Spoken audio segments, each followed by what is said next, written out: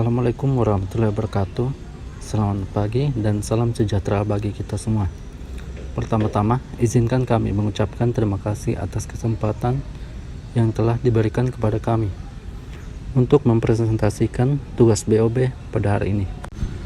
Perkenalkan, nama saya Rudya dan rekan kerja saya yaitu Renold. Kami berdua akan membawakan presentasi dengan tema budidaya jamur kuping. Dalam kesempatan ini, kami akan mengulas secara singkat namun padat tentang proses budidaya jamur kuping, mulai dari persiapan media tanam, teknik perawatan, hingga proses panen dan pemanfaatannya.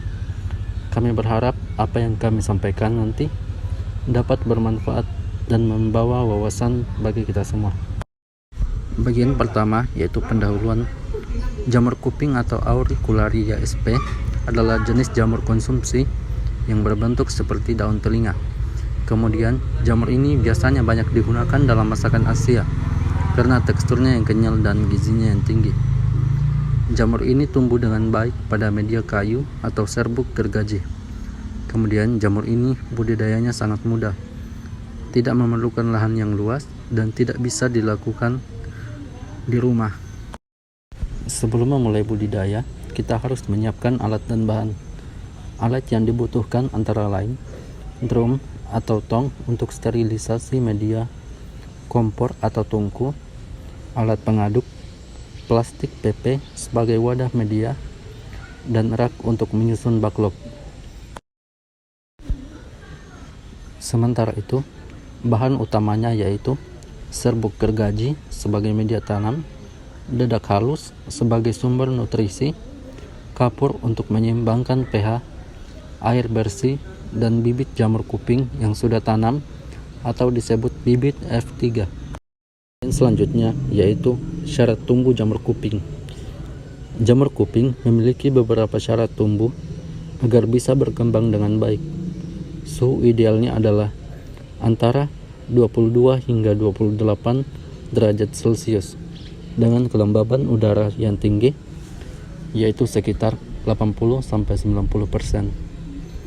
Jamur ini menyukai tempat yang teduh dengan cahaya redup dan sirkulasi udara yang lancar.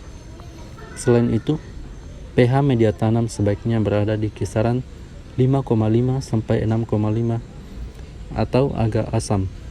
Selanjutnya, prosedur persiapan media tanam.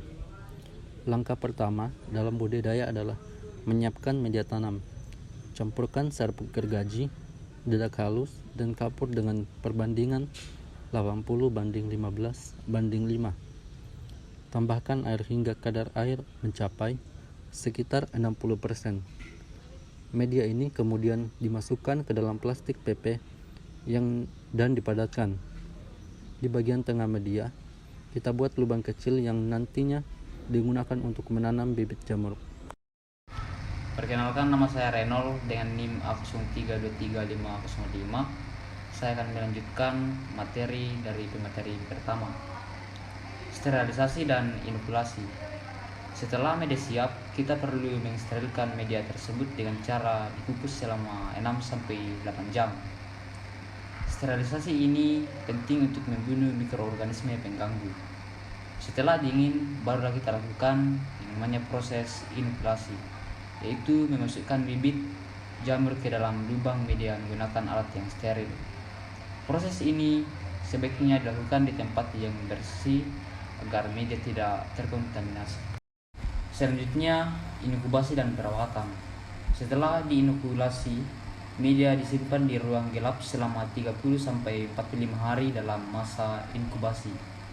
Dalam waktu itu, jamur akan membentuk miselium yang tampak seperti benang putih.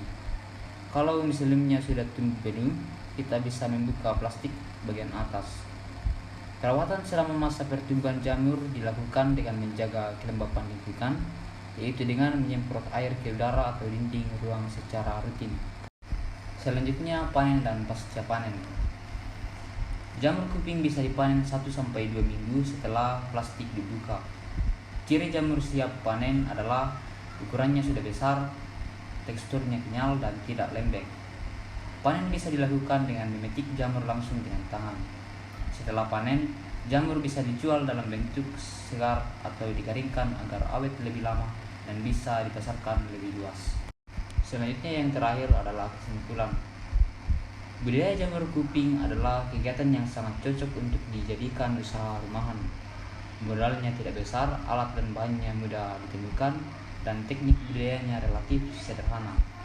Dengan ketentuan dan perawatan yang baik, hasil panennya cukup menguntungkan.